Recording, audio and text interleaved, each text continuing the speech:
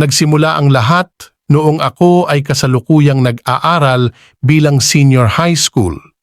Mayroon akong nakilala na isang dalaga na sadyang nakakahalina. Dahil sa social media agad kaming nagkakilala.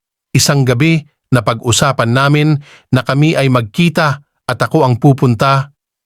Nagpasya kami na sa labas na lang muna magkita sapagkat baka magagalit ang kanyang mga magulang. Nauna akong dumating sa place at habang nag-aantay ako sa kanya, nag-text siya ng Malapit na ako. Wait mo lang saglit ha. maya-maya lamang ay akin na siyang nasilayan. Dala-dala ang kagandahan na hindi ko inaasahan. Hi, ang ganda mo pala, para kang isang diwata. Ako'y nai-in-love na yata. Bolero ka pala pero sa totoo lang, ang gwapo mo rin naman. Pwede ba tayong maging magkaibigan? Oo naman. Hindi naman ako makikipagkita kung ayaw kita makasama. Nang bigla na lang siyang nataranta at nagtago bigla, paparating pala ang kanyang magulang at siya ay hinahanap na. Pasensya na hindi na ako nakapagpaalam ng maayos, hinahanap na kasi ako. Magkita na lang ulit tayo kapag may pagkakataon. Sige, ayos lang, naiintindihan naman kita, mas na-appreciate ko yung effort mo sa pagpunta. Saan nga pala tayo sunod na magkikita? Bukas, puntahan mo ako sa aking eskwelahan, mga bandang 4:00 ng hapon. Sige, pauwi na rin ako, salamat nga pala ulit. Mag-iingat ka at huwag mo kalilimutan yung pagkikita natin bukas. Matutulog na rin ako, good night. At pag-uwi ko ng bahay, hindi kaagad ako nakatulog sapagkat hindi ko makalimutan ang maladiwata niyang kagandahan.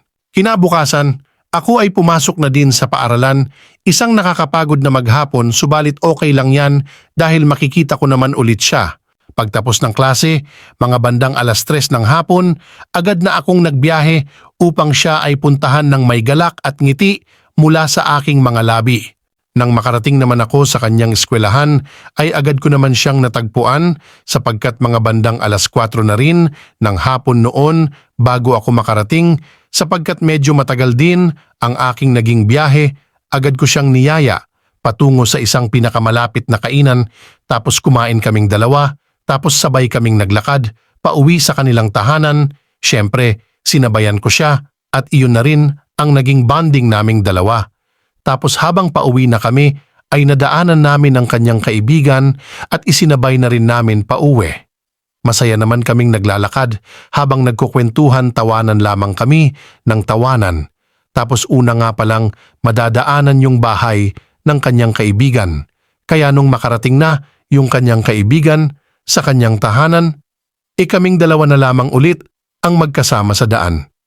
Sa hindi malamang dahilan, komportableng-komportable na kaming dalawa sa isa't isa. Kahit bago pa lamang kaming magkakilala. Siguro ganun talaga kapag napakabait ng isang tao na nakakasalamuha mo, yung feeling mo ay safe ka sa kanya at walang mangyayaring masama. Comment for part 2.